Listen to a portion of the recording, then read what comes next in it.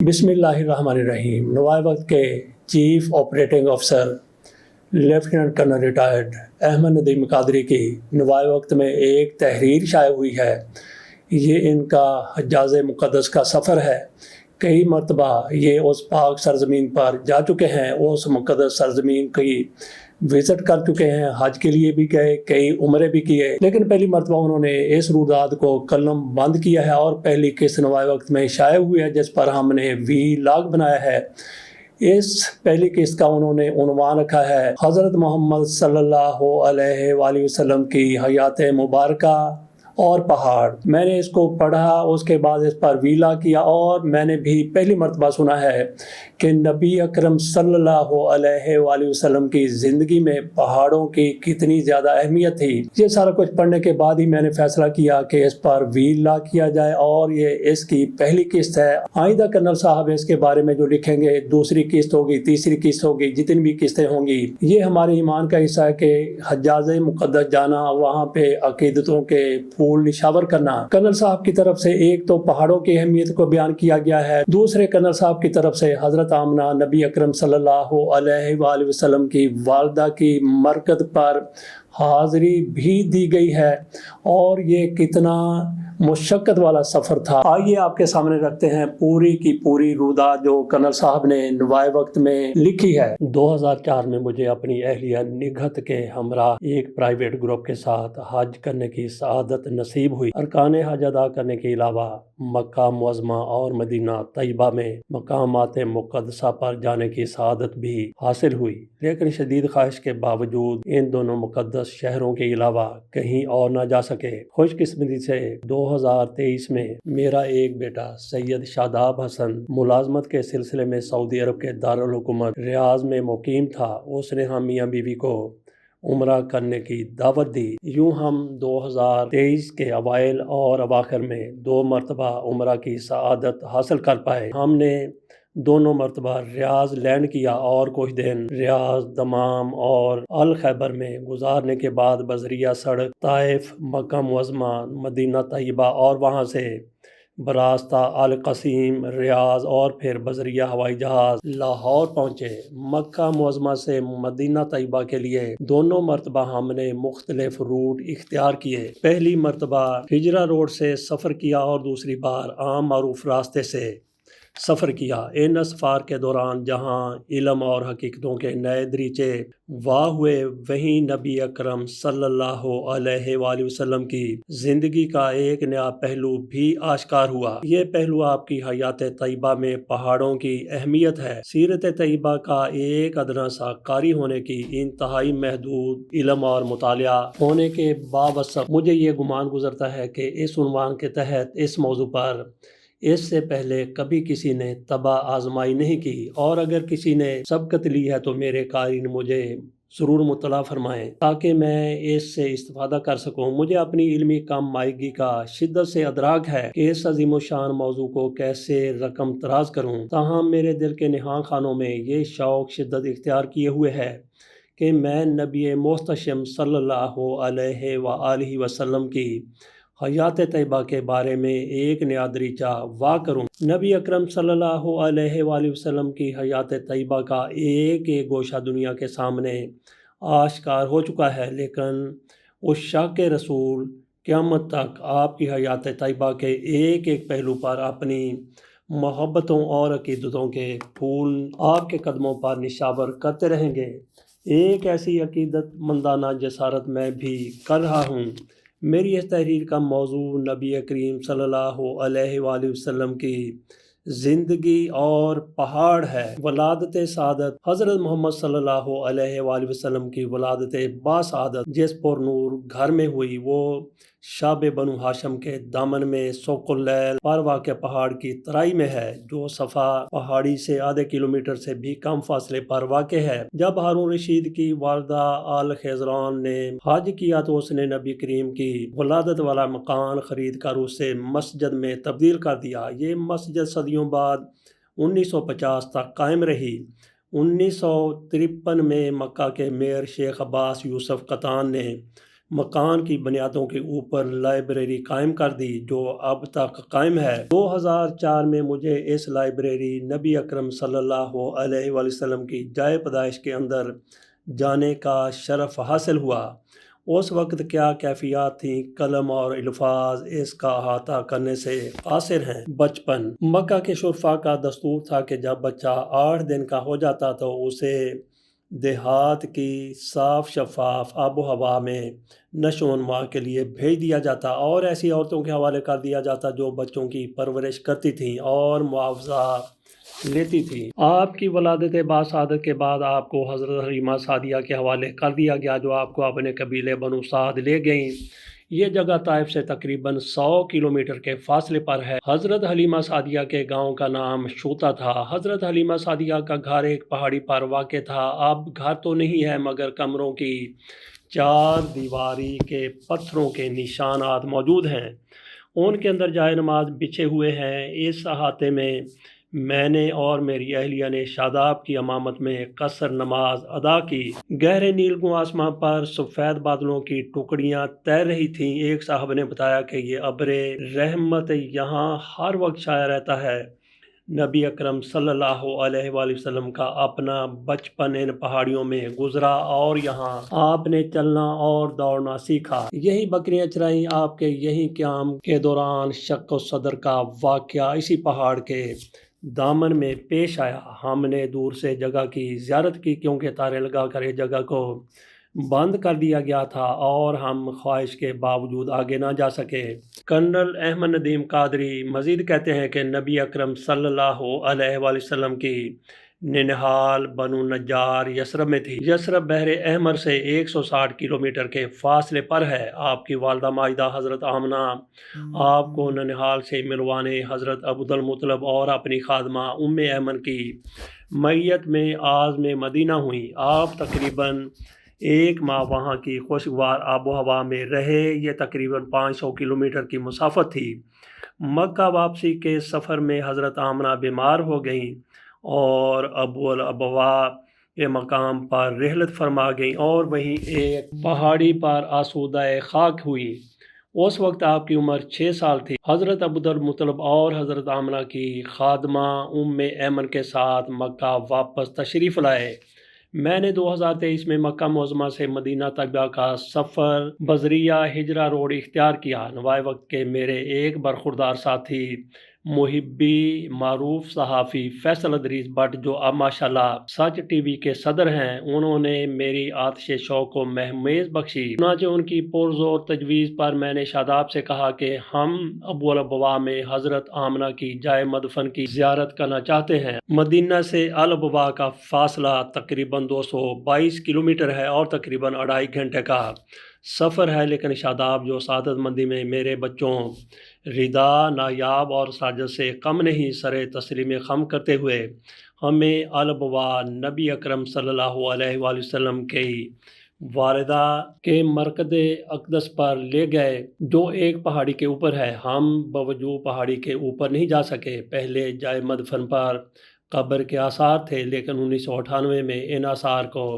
ختم کر دیا گیا۔ دور سے ہی اپنی عقیدتوں کے پھول نشاور کیے اور واپسی کی راہ لی۔ غار حرا آپ نے اپنے رب کی عبادات اور یاد الہی کے لیے مکہ معظمہ کی آبادی سے 4 کلومیٹر دور 2080 فٹ بلند ایک پہاڑ جبل النور پر واقع غار حرا کا انتخاب کیا۔ یہاں آپ کئی دن اپنے رب کی عبادت میں محو رہتے۔ 21 رمضان 10 اگست 610 عیسوی کو جب آپ کی عمر 40 سال 6 ماہ اور 12 دن تھی تو اسی غار حرا میں آپ پر پہلی وحی نازل ہوئی۔ یوں آپ صلی اللہ علیہ وآلہ وسلم کی نبوت کا آغاز ایک پہاڑ جبل نور پر ہوا۔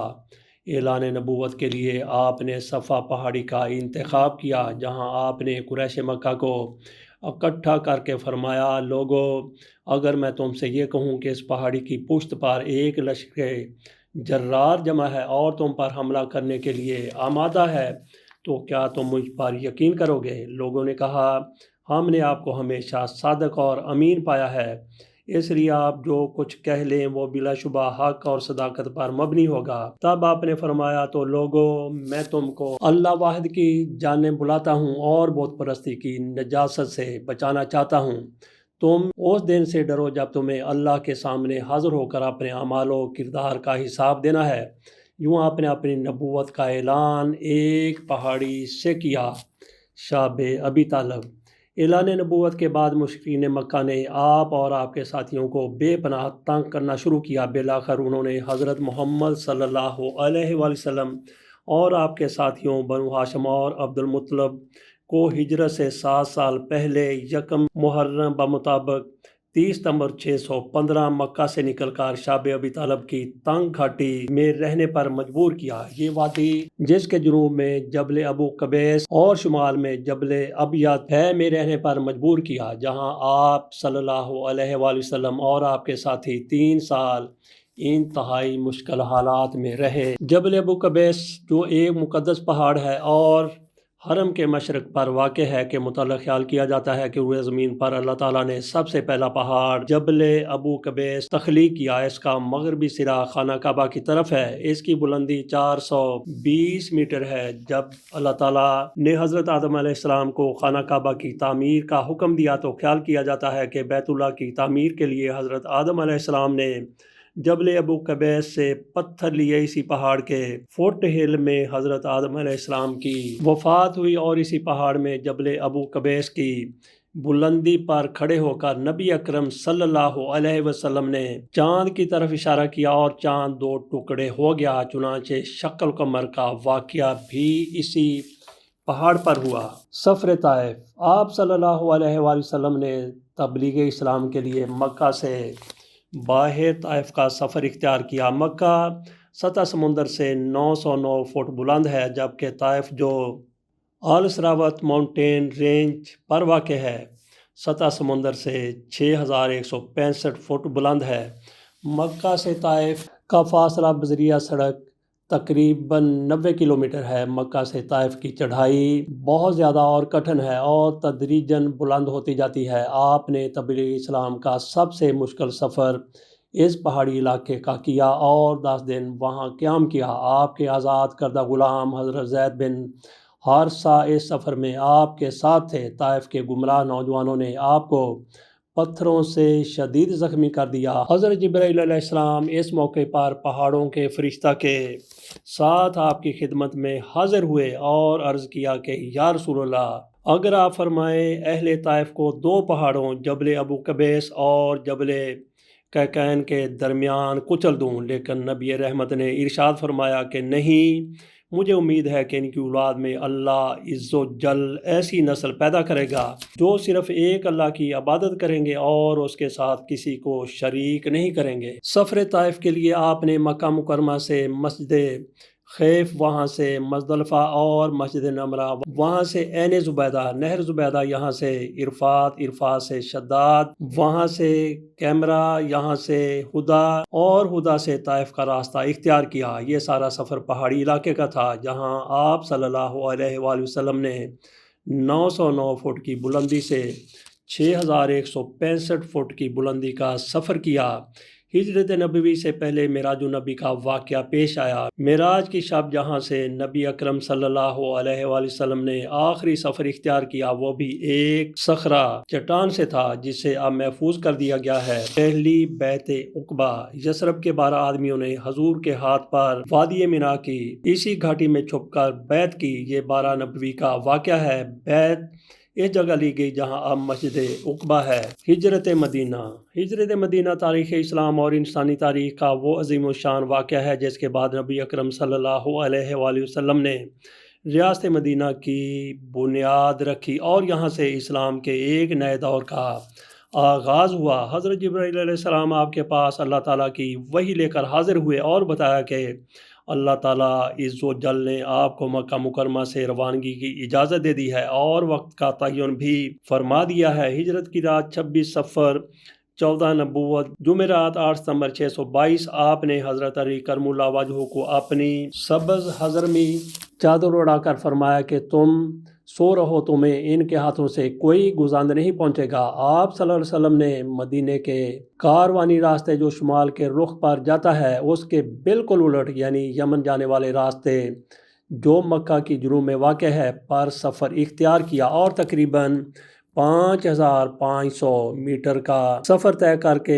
جبل سور کے دامن میں پہنچے۔ یہ انتہائی بلندی پرپیچ اور مشکل چڑھائی والا پہاڑ ہے۔ اس کی چوٹی پر آپ اور حضرت ابوبکر صدیق رضی اللہ تعالی عنہ غارے سور میں جا پہنچے جہاں آپ اور حضرت ابوبکر نے 3 راتیں جمعہ، ہفتہ اور اتوار چھپ کر گزاری۔ اس دوران حضرت ابوبکر کے صاحبزادے حضرت عبداللہ بھی یہی رات گزارتے اور دن کا وقت مکہ کے قریش کے ساتھ گزارتے۔ حضرت ابوبکر کے غلام عامر بن فہیرہ رات کا ایک حصہ گزارنے کے بعد بکریاں لے کر ان کے پاس پہنچ جاتے جہاں دونوں حضرات دودھ پی کر سیر ہو جاتے۔ حضرت اسماء بنت ابی بکر بھی زیادہ راہ لے کر آپ کی خدمت میں آئیں۔ ہجرت کی پہلی 3 راتیں آپ اور حضرت ابوبکر نے جبل سور پر گزاری۔ بروز جمعہ 12 ربیع الاول 14 نبوت بمطابق 24 ستمبر 622 عیسوی کو آپ مسجد قباء کے مقام پر پہنچے۔ 2023 میں نے مکہ مکرمہ سے مدینہ جانے کے لیے موجودہ عہد میں حجاز کا مروجہ راستہ اختیار کرنے کی بجائے شاداب سے خواہش کا اظہار کیا کہ میں اس راستے پر سفر کرنا چاہتا ہوں جو نبی اکرم صلی اللہ علیہ وآلہ وسلم نے ہجرت کے لیے اختیار کیا۔ کرنل احمد ندیم قادری اپنے آرٹیکل میں کہتے ہیں کہ چنانچہ ہم نے وہی راستہ اختیار کیا جسے اب ہجرہ روڈ کہا جاتا ہے۔ جبل سور سے یہ راستہ بحیرہ احمر سے ہٹ کر غیر معروف راستوں غصفان، قدید، الخرار، سنیتا المرا، لقفہ، مدلجہ، حجامہ، ابجد اجد، وادی زوسلم، الفاجہ، الارج کی گھاٹی، الابا، بید، بطن ریم، جبل عمیر، سنیتا الوداع اور قبا سے ہوتے ہوئے مدینہ پہنچتا ہے۔ ہجرہ روڈ پر سفر کے دوران میں نے مشاہدہ کیا کہ تمام راستہ کہیں پہاڑوں کے درمیان، کہیں چٹیل مگر ناہموار، کہیں پتھریلے راستوں سے اٹا ہوا ہے اور کہیں لاوا سے جلے سیاہ پتھروں سے اٹا ہوا اور انتہائی دشوار گزار راستہ تھا۔ ہجرہ روٹ پر اب تک سب سے قابل اعتماد اور جدید ترین تحقیق بنو ہاشم کے ایک عظیم اسکالر ڈاکٹر شیخ عبداللہ بن حسین القاضی PhD نے اپنی مایہ ناز کتاب Makkah to Madinah a photographic journey of the Hijrah route میں کی ہے۔ انہوں نے راستے کی تحقیق کے لیے مکہ سے مدینہ کا سفر جو تقریباً 435 کلومیٹر ہے اس پر سال ہر سال ایک سرے سے دوسرے سرے تک 30,000 میل سے زیادہ کا سفر کیا اور آپ صلی اللہ علیہ وآلہ وسلم کے ایک ایک نقش پا کی کھوج کے لیے انتہائی محبت بھری مشقت کے ساتھ یہ عظیم الشان کام سر انجام دیا ہے۔